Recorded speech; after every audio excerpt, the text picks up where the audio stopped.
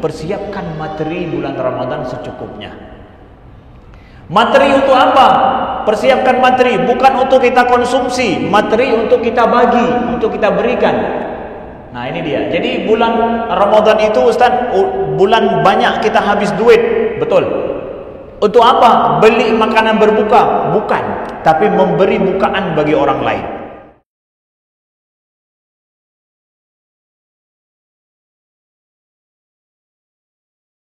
Dan malam ini adalah pertemuan terakhir kita sebelum bulan Ramadan. Mudah-mudahan setelah Ramadan kita, ataupun di waktu bulan Ramadan kita bisa berjumpa, dan juga setelah bulan suci Ramadan.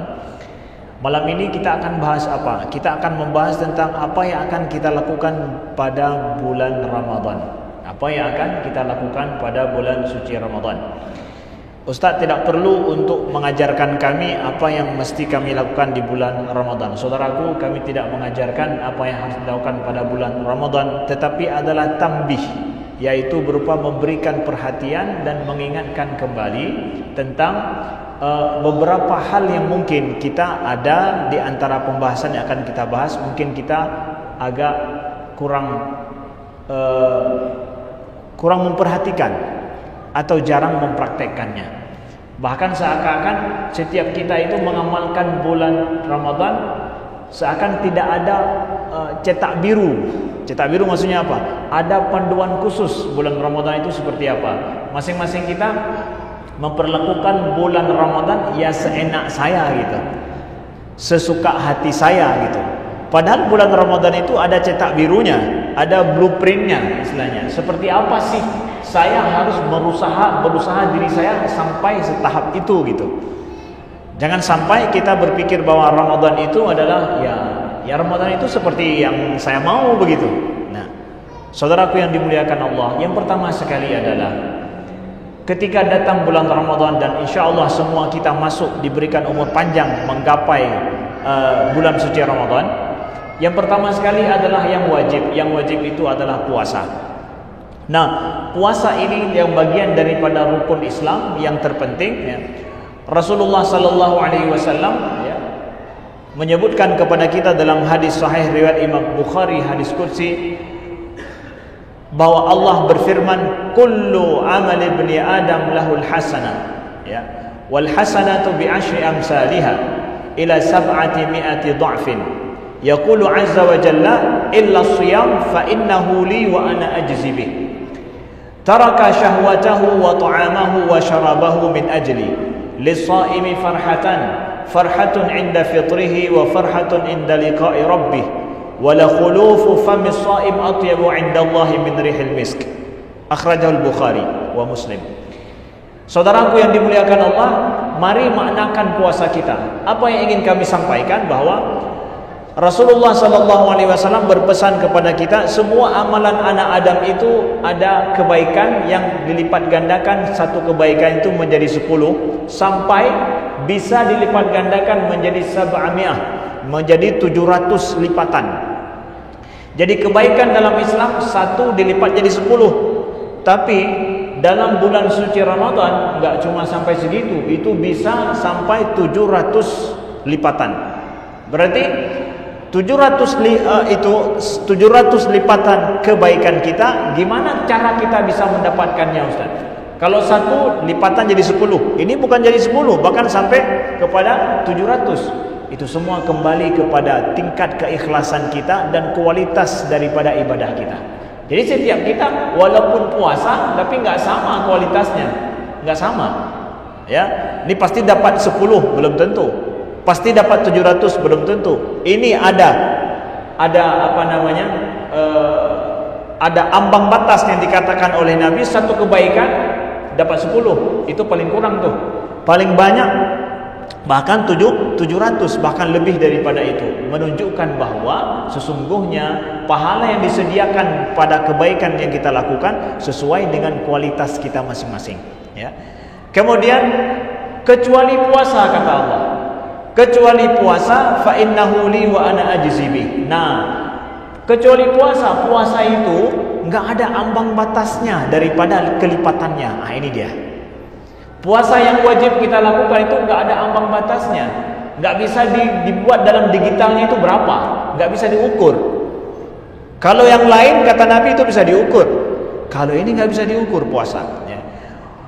Kenapa? Karena Allah berfirman, taraka syahwatahu wa ta'amahu wa syarabahu min ajli. Karena dia meninggalkan syahwatnya, meninggalkan makanannya, meninggalkan minumannya karena aku. Lihat saudaraku, bahwa puasa itu meninggalkan makan minum dan meninggalkan syahwat, meninggalkan nafsu syahwat kita. Itu dua hal harus kita perhatikan. Meninggalkan nafsu syahwat, meninggalkan makan minum, ya, itu yang menjadikan bahwa puasa itu nggak sanggup untuk dibuat ambang batas daripada pahalanya itu berapa kelipatannya, ya, itu semua rahasia daripada Allah. Dan bagi orang yang berpuasa farhatan, dia memiliki dua kebahagiaan kata Nabi, farhatun 'inda fitrihi wa farhatun 'inda liqa'i rabbih, yaitu senang dia pada saat berbuka puasa dan senang dia ketika berjumpa dengan Allah. Allahu Akbar. Jadi dua kebahagiaan dikabarkan kabar gembira kepada kita yang berpuasa wajib nih. Ketika berbuka kita gembira, senang, dan kita merasakan kesenangan masa berbuka. Kemudian adalah ketika berjumpa dengan Allah. Loh, kok bisa?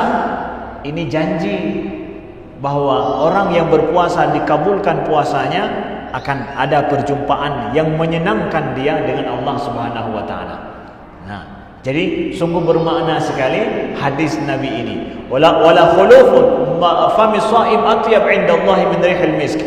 Nah, nanti ya, mulut orang yang berpuasa itu memang bau, enggak enak, enggak sedap. Tapi ya, apa kata Nabi sallallahu alaihi wasallam, di sisi Allah itu dia lebih wangi daripada rihil misk, daripada semua wangi-wangian yang mampu dibuat oleh manusia dengan beragam mereknya. Tahu enggak bagaimana berapa jumlah merek minyak wangi diproduksi oleh manusia sampai hari ini? Campuran minyak wangi itu kalau kita pergi ke toko parfum, itu yang punya parfum aja nggak sanggup hafal namanya. Itu lebih wangi daripada apa yang ada itu. Artinya apa? Orang yang berpuasa tidak ada sesuatu yang keluar dari tubuhnya itu gara-gara berpuasa jelek, nggak ada. Nggak ada sesuatu yang tidak sedap di sisi Allah Subhanahu wa taala. Jadi kalau begitu Ustaz, saya kalau ngomong misalkan bangga gitu, wangi wangi mulut saya itu ketika ngomong bulan puasa, wah gitu. Bukan. Kalau sama orang lain ya seperti itu, di sisi Allah. Di sisi Allah saja yang dihargai itu wangi, tapi sama kawan-kawan enggak begitu. Ini sisi Allah aja. Ya, makanya di sini para ulama beda pendapat mengatakan bahwa apakah orang yang berpuasa itu boleh membersihkan mulutnya sehingga hilang wangi mulutnya, atau dia boleh untuk membersihkan mulutnya sehingga wangi mulutnya itu berganti gitu. Ada ulama yang mengatakan makruh bersiwak. Gara-gara apa? Memahami ini bahwa kalau bau mulut hilang ya nggak ada wanginya lagi nanti ya. Tapi sebagian ulama yang lain mengatakan bersihkan mulutmu, hilangkan bau mulut itu. Karena apa? Yang wangi itu di sisi Allah, di sisi manusia tetap gitu baunya ya, jadi boleh dibersihkan. Jadi dua pendapat para ulama dalam hal ini. Tapi maknanya apa? Bahwa tidak ada sesuatu yang tidak baik daripada orang berpuasa di sisi Allah Subhanahu wa taala.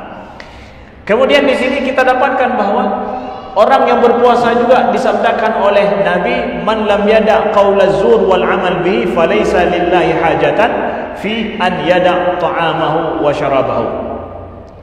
Bahwa orang yang berpuasa kalau dia tidak meninggalkan perkataan dusta dan berbuat perbuatan dusta, perkataan dan perbuatan dusta, kepalsuan, dusta, bohong ya, enggak dia tinggalkan dengan mulutnya dan juga dengan perbuatannya, ya kata Nabi, enggak ada makna bagi dia meninggalkan makan dan minum.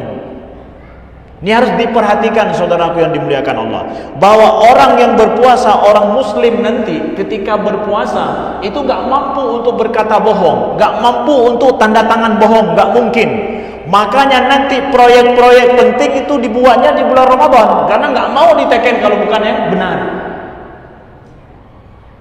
Enggak ada arti bapak ibu kita berpuasa, tahan makan minum, haus, ini bau mulut kita, tetapi kalau tanda tangan kita masih palsu, kalau kita mau bersaksi secara tidak benar, nggak mungkin, kata Nabi, nggak mungkin itu orang berpuasa melakukan demikian. Nah, maka perhatikanlah bahwa kita yang berpuasa itu adalah orang yang luar dalamnya itu benar. Bulan Ramadan. Maka pesan kami pada pertemuan yang lalu, jadikanlah bulan Ramadan itu tampakkan kebaikan kita itu yang bening luar dalam. Lagena, but lagena, pegah lagena. Ya, but lagena, pegah ubena. Ya. Jadi tidak ada sama sekali pelintir, nggak ada. Jujur sejujur-jujurnya. Jadi nampakkanlah kebaikan itu. Kemudian yang kedua adalah qiyam. Ibadah paling penting bulan Ramadan adalah setelah kita berpuasa dengan menjaga itu semua, selanjutnya adalah qiyam, yaitu melaksanakan solat di waktu malam. Ya. Melaksanakan solat di waktu malam ini sudah jelas sebagaimana sabda Nabi, man qama ramadanan imanan wa ihtisaban ghufira lahu ma taqaddama min dzambi. Barang siapa yang dia itu melaksanakan qiyam bulan Ramadan. Qiyam ini masuk apa? Masuk solat tarawih, masuk di situ setelah solat tarawih ada witir, ya, masuk apa namanya solat tahajud, witir, itu semua masuk, ya. Jadi sejauh mana kita melakukan qiyam?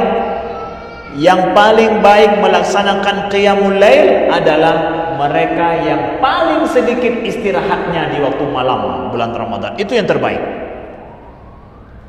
Oh Ustaz, saya enggak mengukur rakaat. Jangan ukur rakaat, ukurlah dengan bagaimana saya paling sedikit istirahat malam karena saya qiyamul lail. Saudaraku yang dimuliakan Allah, ya.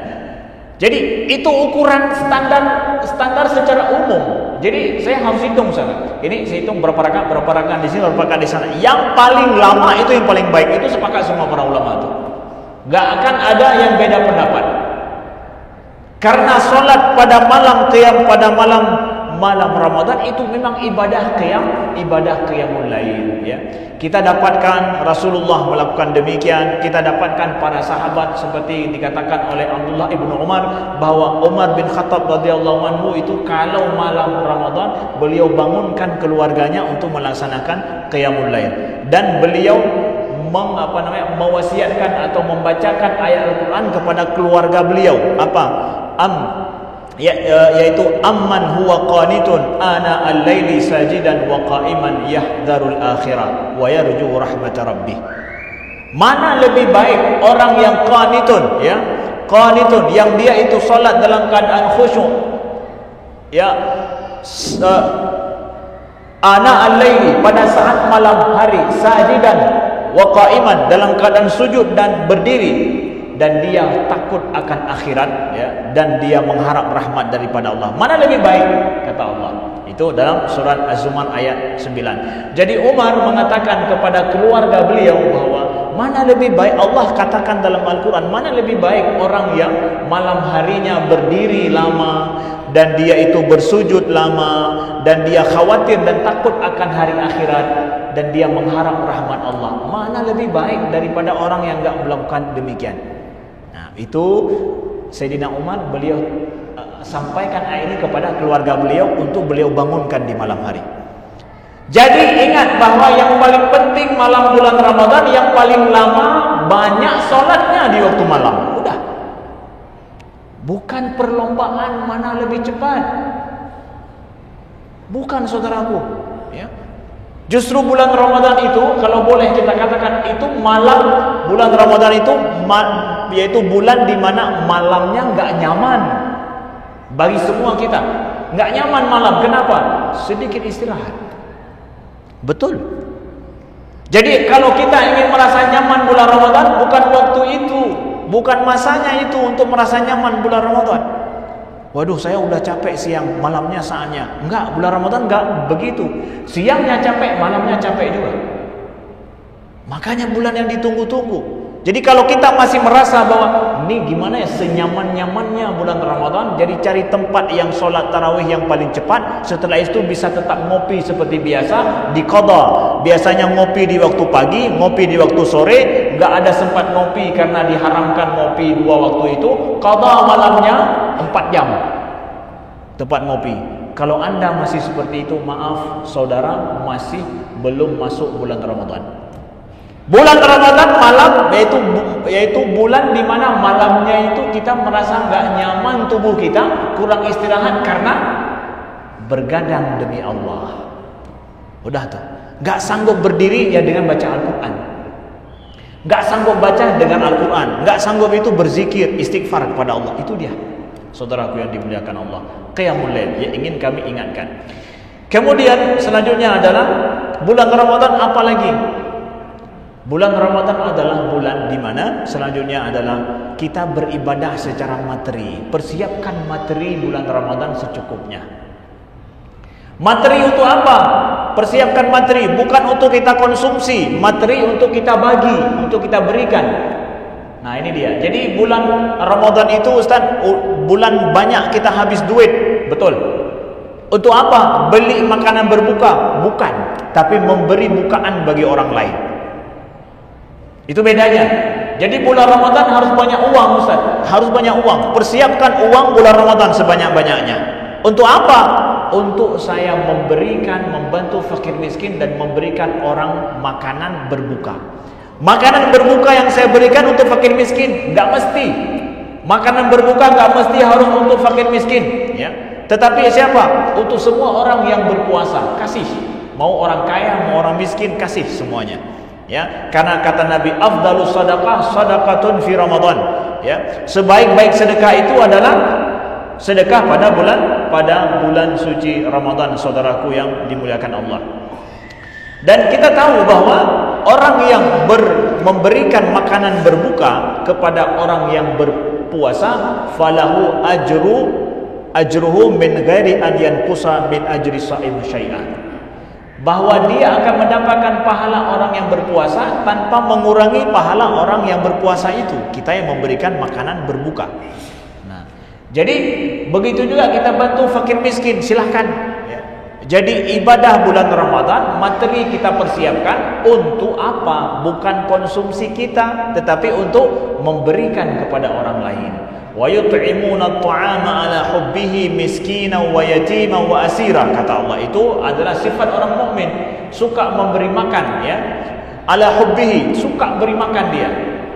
Ya, ala hubbihi, miskinan kepada orang miskin, yatim kepada anak yatim, dan juga orang-orang yang asira, yaitu orang-orang yang dia itu terpenjara, yang tidak bisa mereka mendapatkan kelayakan dalam hidup mereka. Nah, jadi saudaraku yang dimuliakan Allah, jadi bulan Ramadan adalah bulan ibadah materi juga, bukan untuk kita konsumsi, tapi balik materi untuk kita memberi kepada orang. Nah, kami ingin kasih tahu ya, di Mesir itu ya, kalau bulan suci Ramadan ada istilahnya memang Maidatul Rahman. Maidatul Rahman itu adalah hidangan berbuka umum bagi siapa saja. Di masjid-masjid atau di gang-gang ada orang yang buka rumahnya, misalkan ada tempat garasi ataupun halamannya 30 hari itu udah, itu orang silahkan masuk untuk makan di situ, disediakan sudah. Disediakan, itu terbuka bagi siapa saja, bukan untuk undangan, bukan, tapi terbuka bagi siapa saja. Kami yang dari mahasiswa udah tahu tuh, itu rumah tuh, bulan Ramadan nih, hari pertama ke sana kita, hari kedua ke sana, habis ketiga ke masjid sana. Pokoknya nggak ada masa tuh, ya. Maidatul Rahman terbuka bagi siapa saja. Jadi orang miskin ya boleh dia datang, bukan orang miskin saja, orang kaya, orang miskin yang dia lewat di jalan atau apa saja itu boleh terbuka bagi siapa saja. Masjid-masjid juga seperti itu. Nah, jadi itu sudah menyemarak, bukan lagi harus diprogramkan. Kalau kita hari ini masih ikut program buka puasa, ayo, itu udah nggak masuk program daripada grup atau kelompok, sudah program pribadi masing-masing. Dia masing-masing cari jalan sendirilah. Sudah tahu apa yang harus dia buat, cari sendiri. Ya, cari sendiri. Begitu. Jadi kalau kita kita masih harus yuk program sama-sama yuk. Ya. Nggak mesti harus sama-sama, silahkan. ya. Oh, mau sama-sama boleh juga. Nah, yang pasti bukan untuk konsumsi kita bersama, tapi berikan untuk orang lain. Nah, kemudian sedikit catatan daripada kami tentang masalah buka puasa nih. Ada kebiasaan kita di Indonesia ini, atau mungkin bagusnya saya katakan di Aceh. Takut nanti seakan-akan saya mengatakan mengeneralisir orang-orang Sulawesi di Makassar atau orang-orang di Kalimantan seperti itu juga. Saya ingin katakan biarlah adilnya saya katakan di Aceh aja. Aceh pun mungkin nggak semua, lebih adil lagi saya katakan di Banda Aceh lah. Dan Sigli lah, karena saya sering Banda Aceh dan Sigli supaya lebih ilmiah, lebih adil. Kita ada kebiasaan buka puasa bersama. Nah, itu hebatnya kita. Ada kebiasaan buka puasa bersama. Program buka puasa bersama kita berbeda dengan yang saya perhatikan di luar negeri. Di Mesir lah ya, atau di Saudi Arabia. Program buka puasa bersama kita itu adalah kita akan nanti buat reuni khusus, misalkan ada kelompok khusus, ada grup khusus, yuk buka puasa bersama. Ketika bulan suci Ramadan muncul reuni SD, reuni TK, reuni yang weng-weng tangin, buka puasa bersama orang weng-weng tangin. Kemudian buka puasa pertama geng motor, buka puasa terus begitu, macam-macam lah kelompok misalkan. Ya. Nah, di sini apa yang akan kita buat? Ya buka puasa, silaturahmi. Kita bersilaturahmi, kan silaturahmi itu baik. Saudaraku yang dimuliakan Allah, ini model buka puasa kita adalah ada programnya. Bukan seorang ingin memberikan makanan, memberi bukaan bagi siapa saja. Bukan begitu saja maksud, tapi ada programnya. Ya, di dalam acara buka puasa itu ngapain? Anak-anak muda kita juga sudah mulai belajar daripada kita-kita ini yang pernah melakukannya. Akhirnya mereka buat buka puasa bersama. Laki-laki dan perempuan duduk di tempat kafe itu, haha hihi, ya, nggak ketahuan apa yang mereka itu. Pokoknya buka puasa, judulnya buka puasa bersama. Tapi udah kumpul-kumpul kebo begitu, karena ikut daripada orang-orang sebelum mereka. Itu Yahya lagi nyancit, abang-abang maknya lagi nyancit. Ini tidak sesuai dengan nafas daripada Ramadan itu sendiri. Kenapa? Kan memberi makan Ustaz. Bukan, masalahnya ini yang ada di tempat kita di Banda Aceh atau di Sigli, kalau boleh saya katakan ya. Ya, enggak semua juga orang Banda Aceh Sigli seperti itu. Tapi kebanyakan yang terjadi ini adalah di situ justru yang terjadi banyak ngomong yang dilarang di dalam Islam. Yang semestinya bulan Ramadan hiasi dengan zikir, hiasi dengan baca Al-Qur'an. Bukan justru dengan banyak ngobrol, banyak ngomong. Yang buat acara buka puasa banyak ngobrol, banyak ngomong, tidak sesuai dengan nafas orang berpuasa, tidak sesuai dengan apa yang dikehendaki daripada Ramadan itu. Jadi Ustaz tak boleh buatnya? Boleh. Gimana caranya? Buat acara buka puasa, ajak reuni teman-teman TK, ajak reuni teman-teman SMP, ajak reuni teman-teman SMA, pokoknya buat reuni semualah. Bacaannya apa? Kita khatam Quran dari jam 5 dan berhenti mengaji sampai mulai azan. Kira-kira mau ikut enggak? Khataman kita yang belum pernah baca Quran, dengarkan. Saya sudah jadi ustaz, udah ngajar. Kalian belum tahu kan saya dulu seperti apa, sekarang jadi ustaz saya. Enggak sanggup baca Quran kalian? Enggak, dengarkan aku baca Quran. Jadi semua duduk begini, yang enggak bisa baca Quran, dengar Quran. Pahala juga kan? Kalau karena bulan suci Ramadan nggak sanggup baca Quran, dengarkan Quran. Boleh. Kalau begini buat acara buka puasa, ibu-ibu, abang-abang, adik-adik, boleh, bagus. Atau mau pimpin zikir bersama, istighfar bersama sampai waktu berbuka, silahkan. Tapi bukan untuk ngobrol, bukan untuk ngomong di situ, pelantur-pelantur entah apa ngomongnya itu. Kemudian tanya lagi, oh situ sudah talak ya, sudah kawin lagi ya? Itu cerita tentang orang di situ macam-macam. Itu nggak sesuai. Nah, kalau ada model acara buka puasa bulan Ramadan seperti ini, nggak usah datang. Justru setelah buka puasa hati tidak nyaman, padahal kita mau sholat sebentar lagi. Udah makan nggak ketahuan gimana, kena sambal pedas pula, kemudian haus pas mau sholat, udah nggak sanggup lagi, sakit perut. senyaman mungkin di set acara untuk apa? Untuk nyamannya kita ibadah pada Allah. Maka justru wasiat kami, nasihat kami, Bapak Ibu sekalian, abang-abang, adik-adik semuanya adalah bulan Ramadan adalah bulan mesranya kita beribadah dengan keluarga kita. Mohon bapak-bapak, ibu-ibu selaku kepala keluarga untuk bahwa jadikan bulan Ramadan bulan mesranya kita ibadah dengan keluarga kita. Buka puasa dengan keluarga, beribadah dengan keluarga, istighfar dengan keluarga, baca Quran dengan keluarga. Wujudkan itu. Kan silaturahim itu bukan ibadah prioritas bulan Ramadan. Itu ibadah prioritas pada hari-hari yang lain. Kalau kita lihat misalkan, ya maka ini masuk kepada poin yang selanjutnya, nomor 4 adalah bulan Ramadan itu adalah bulan baca Quran, bulan Al-Quran. Ini poin nomor 4 yang ingin kami sampaikan. Ini adalah bulan baca Quran. Syahrul Ramadan alladzi unzila fihi al-Quran hudan linnas wa bayyinatin minal huda wal furqan. Dan Rasulullah SAW bulan Ramadan itu ya ajwad ma yakun fi Ramadan hina ya'tihi Jibril fayudarisuhul Quran. Jadi Jibril datang bulan Ramadan kepada Nabi SAW mereview Al-Quran yang telah diturunkan kepada Nabi SAW. Itu Nabi Muhammad aja belajar dengan Jibril. Jibril datang mengajarkan Nabi mereview sudah sejauh mana sudah Al-Quran telah diturunkan dari tahun ke tahun sampai Nabi wafat. Direview setiap bulan Ramadan.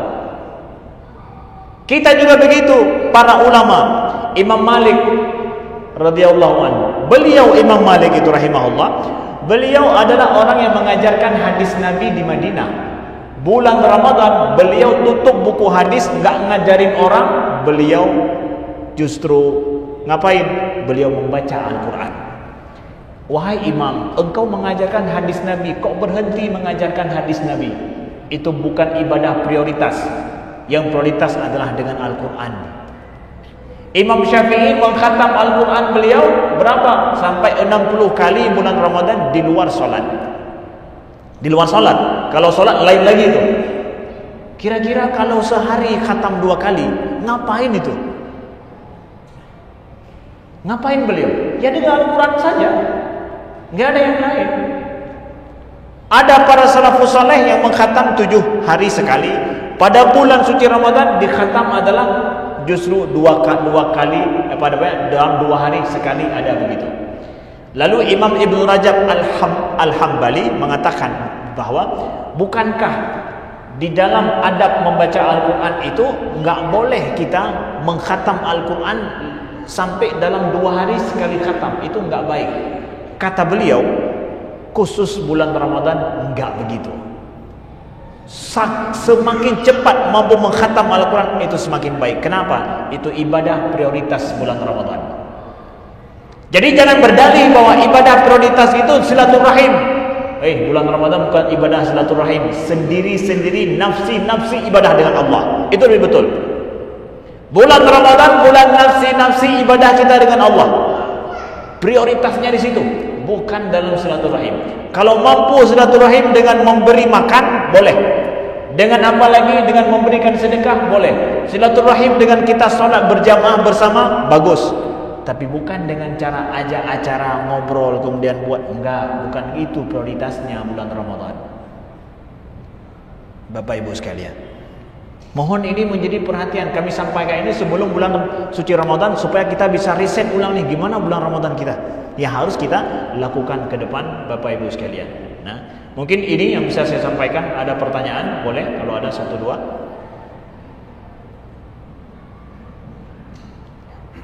Ada 2. Ya, silakan sekali bertanya langsung. Kita jawab sekalian. Assalamualaikum warahmatullahi wabarakatuh. Waalaikumsalam. Aktivitas kita di bulan Ramadan hubungannya dengan malam Lailatul Qadar. Jadi kalau kita lihat ada kelompok yang betul full ibadah, ada yang ibadah tidur, ya. Ada yang tidak ibadah, malah penduduk bumi ini macam-macam, ada yang kafir dan segala macam. Sekarang bagaimana kita itu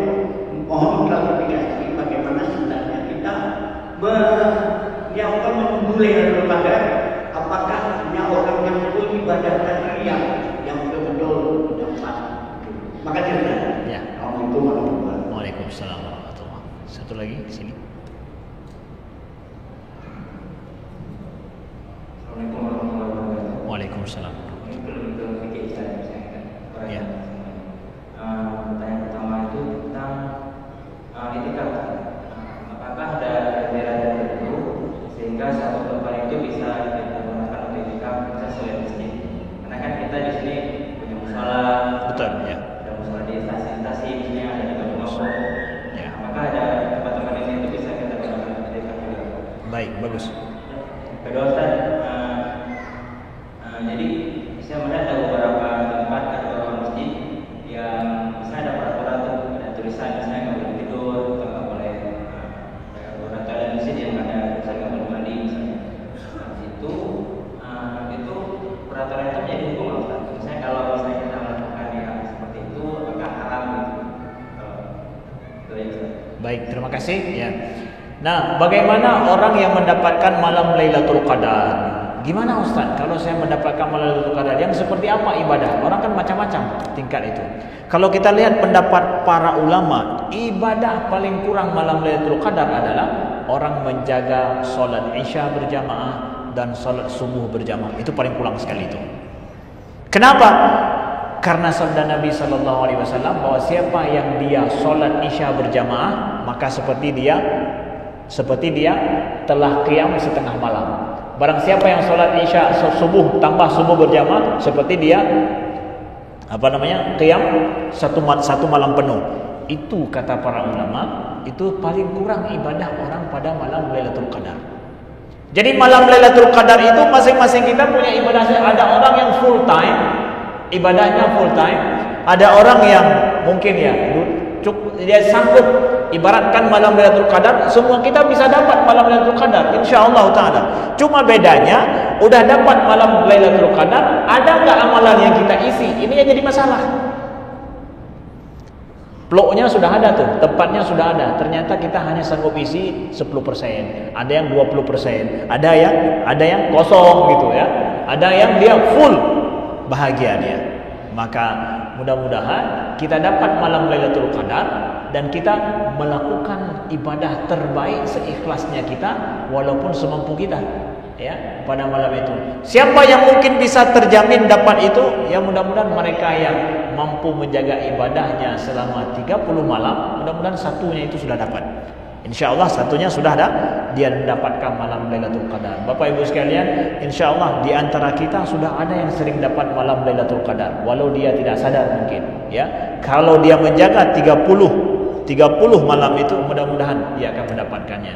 Dan sebaik-baik doa malam Lailatul Qadar, ya itu apa? Allahumma innaka afuun karim tuhibbul afwa fa'fu anna. Allahumma innaka afuun tuhibbul afwa fa'fu anna. Itu diajarkan oleh Nabi kepada Sayyidah Aisyah, sebaik-baik kita ucapkan untuk mendapatkan malam Lailatul Qadar. Maka 10 malam yang terakhir itu kita beriktikaf, kita penuh di masjid, harap-harap dapat malam Lailatul Qadar, kita tingkatkan 30 terakhir. Maka jangan sama dengan orang-orang yang di tempat lain di luar negeri, yang kalau di luar negeri makin terakhir makin sedikit orang di masjid, itu di luar negeri. Tapi kalau di Aceh kita lihat malam pertama cuma penuh masjid, malam kedua 30, 10 yang terakhir membludak masjid. Itu di Aceh. Di luar negeri bukan begitu ya. Biar orang luar negeri tahu. Baik, selanjutnya tadi tentang masalah ya tempat iktikaf Ustaz ya. Gimana dengan tempat iktikaf? Di mana tempat kita bisa iktikaf? Kan di tempat kita kalau di Aceh ada masjid, ada musalla ya. Di mana kita boleh iktikaf? Kita boleh iktikaf adalah di tempat yang dipergunakan sebagai tempat solat dan dijadikan sebagai masjid. Status masjid adalah yaitu status yang dia itu ada solat di situ 5 waktu, ada azan 5 waktu, itu masjid berarti. Walaupun dikasih nama musalla atau menasah, ada menasah statusnya masjid karena selalu ada azan 5 kali dan ada dikumandangkan ada orang sholat berjamaah selama 5 kali dan banyak orang. Tapi namanya nggak ada mimbarnya, itu masjid, boleh itikaf di situ. Tapi kalau itikaf 10 yang terakhir itu nggak bisa di masjid, tapi di masjid jami' yang ada khutbahnya. Kenapa? Kalau itikaf yang nggak putus-putus, berarti kan sholat Jumat di situ. Bagi yang itikaf 10 terakhir yang full, itu harus di masjid jami', karena Jumatnya mau kemana?